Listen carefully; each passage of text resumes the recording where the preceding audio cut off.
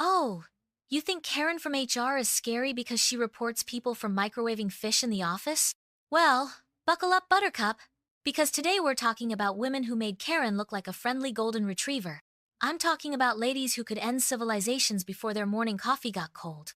So grab your snacks and maybe a therapist's number, because we're diving into the most dangerous women in history that would make your worst ex look like a saint. Now, before we start, let me just say that throughout history, women have been consistently underestimated. Society was like, oh, they're just the gentle sex. What's the worst they could do? Famous last words, my friends. Famous last words. Because while men were busy measuring swords and arguing about who had the biggest castle, some women were out here playing 4D chess with people's lives, and honestly, they were winning. Let's kick things off chronologically, shall we? Our first stop takes us way back to ancient Egypt, around 1479 BCE, where we meet Hatshepsut. Now, Hatshepsut wasn't supposed to rule Egypt. She was supposed to be a nice little regent for her stepson Thutmose III, kind of like a babysitter with a crown. But plot twist, Hatshepsut looked at that arrangement and said, nah, I think I'll just become pharaoh instead, thanks. And she didn't just become pharaoh.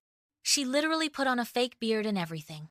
Imagine being so confident in your leadership abilities that you're willing to glue facial hair to your face for 22 years. That's commitment that would put modern influencers to shame. But here's where it gets spicy. Hatshepsut ruled Egypt during one of its most prosperous periods. She built temples, established trade routes, and basically turned Egypt into the ancient world's equivalent of a thriving startup.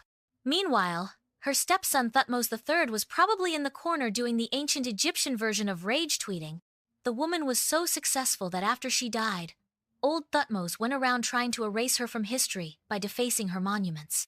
Imagine being so threatened by your stepmother that you spend your entire reign basically being a historical vandal. That's the kind of lasting impact we're talking about here. Fast forward a few centuries and we land in China, around 690 CE, where we meet Wu Zetian, the only woman to ever officially rule China as emperor. Not empress, mind you, emperor. She said, "Your gendered titles can kiss my royal behind," and declared herself Emperor Wu.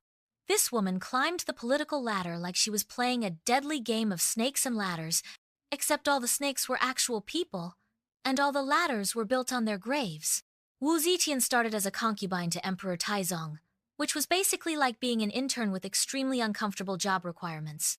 When he died, she was supposed to become a nun, because apparently, that's what you do with inconvenient women in ancient China.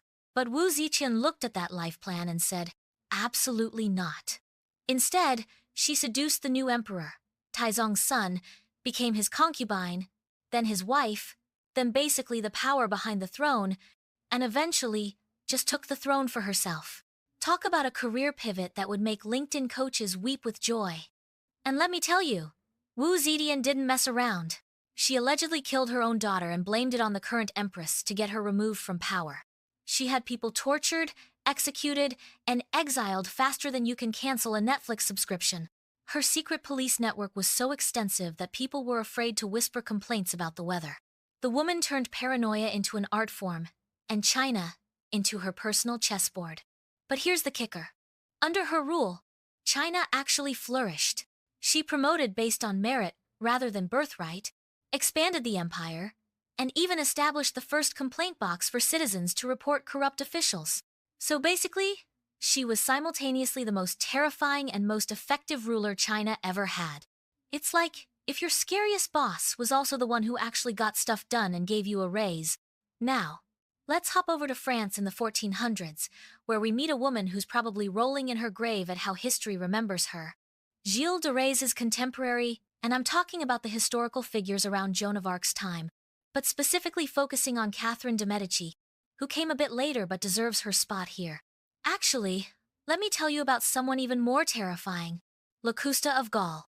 Locusta was basically the ancient world's answer to, what if someone made poisoning people their entire personality? This woman was Rome's go-to assassin during the 1st century CE, and she was so good at her job that emperors kept her on speed dial. Well, the ancient equivalent of speed dial, which was probably just knowing which dark alley to find her in. Emperor Nero literally had Locusta on retainer like she was his personal Netflix subscription. Except, instead of binge-watching shows, they were binge-murdering inconvenient people. She poisoned Claudius for Agrippina, then helped Nero poison Britannicus, and probably a bunch of other people we don't even know about because, let's face it, record-keeping in ancient Rome wasn't exactly focused on documenting serial killers' resumes. The woman was so professional that she even tested her poisons on slaves to make sure they worked properly. Imagine having quality control for murder as your day job. She was basically running the ancient world's most terrifying chemistry lab, and business was booming. Jumping forward to the 15th century, we meet Vlad the Impaler's equally terrifying contemporary, Elizabeth Báthory, the Blood Countess of Hungary. Now, Elizabeth takes the crown for most likely to make modern serial killers feel inadequate. This woman allegedly killed over 600 young women, and her beauty routine made modern skincare influencers look reasonable by comparison. Elizabeth believed that bathing in virgin blood would keep her young and beautiful, which is probably the most expensive and morally questionable anti-aging treatment in history. She basically turned murder into a spa day, which is a sentence I never thought I'd write, but here we are. The woman had her own torture chamber in her castle, complete with Iron Maiden and various other medieval implements that would make a horror movie director take notes. But here's what's really wild. She got away with it for years because she was nobility. The authorities knew what was happening, but they were like, well, she's rich and connected, so thoughts and prayers to the victims, I guess? It wasn't until she started targeting noble girls instead of just peasants that people suddenly cared, because apparently, in 16th century Hungary, your life's value was directly proportional to your bank account. Speaking of people who got away with murder because of their status, let's talk about Catherine de Medici, the Queen Mother of France, who basically turned political intrigue into an Olympic sport. This woman was involved in more plots than a soap opera marathon, and she had more people killed than most people have hot dinners. Catherine was the power behind 3 French kings, her sons, and she ruled France from the shadows like some sort of Renaissance puppet master. She's allegedly responsible for the Street Bartholomew's Day massacre in 1572, where thousands of Protestant Huguenots were killed in Paris. The woman basically said, religious tolerance is cute, but mass murder is more effective, and went with option B. What makes Catherine particularly dangerous is that she was patient. She played the long game like she was in a chess match that lasted decades. While other people were making moves for immediate gratification, Catherine was planning 10 steps ahead and making sure her family stayed in power no matter what. She was basically the Frank Underwood of 16th century France, except with more poison and fewer ethics.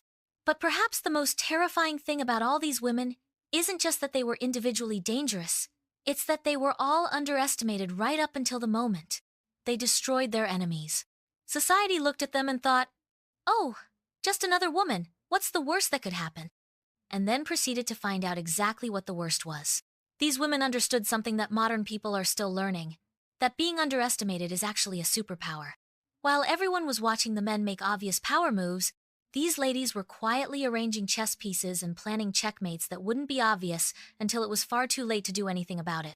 So the next time someone tells you that women are the weaker sex, maybe remind them that throughout history, the most dangerous people were often the ones nobody saw coming. These women didn't need to be physically stronger or louder. They were smarter, more patient, and absolutely ruthless when they needed to be. And honestly, in a weird way, I kind of respect it. Not the murder and torture parts, obviously, but the sheer audacity of looking at a world designed to keep them powerless and saying, watch me burn it all down and rebuild it in my image. That takes a special kind of confidence that most people could never muster. So there you have it. A brief tour through history's most dangerous women who would make your worst enemy look like a friendly neighborhood librarian. Remember, behind every great man in history, there was probably a woman who was 10 times scarier and twice as smart.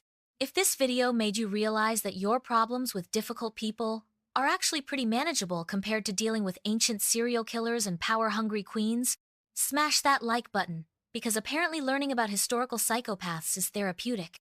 And hey, if you enjoyed diving into the dark side of history with me, make sure to follow the channel so you don't miss our next deep dive into the weird, wild, and absolutely terrifying stories that your history teacher probably skipped over.